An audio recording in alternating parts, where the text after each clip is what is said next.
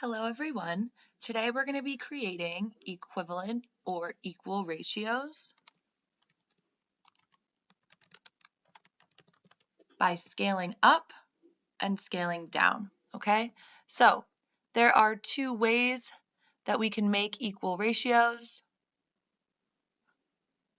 And again, those two ways are scaling up and our other way,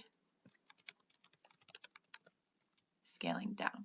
Okay, so again, today we're going to be making equal ratios by scaling up and or scaling down. Okay, so let's think about the ratio 5 to 20.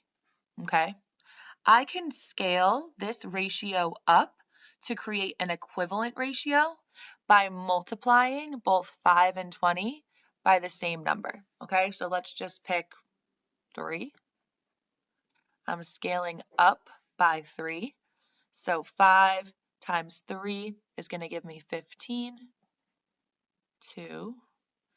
20 times 3 is going to give me 60. Okay, so I took my original ratio, 5 to 20, and I multiplied both numbers in the ratio by the same number, right, by 3.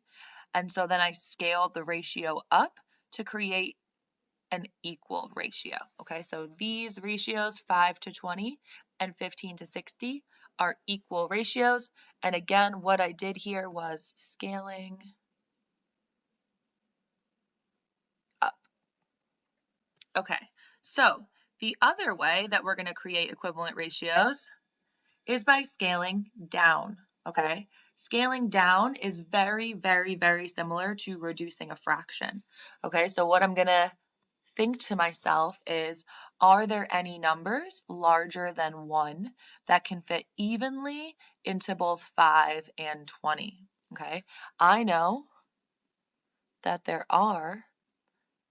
I can reduce 5 to 20 by 5. 5 divided by 5 is 1. 20 divided by 5 is 4. Okay, so again here, I created an equivalent ratio by dividing both numbers in my ratio by the same common factor to get another equal ratio. So what I did here was scaling down. Okay, so this ratio, 1 to 4 and 5 to 20, and 15 to 16, 15 to 60, those are all equal ratios. When I scale down, I divide both numbers in my ratio by the same number.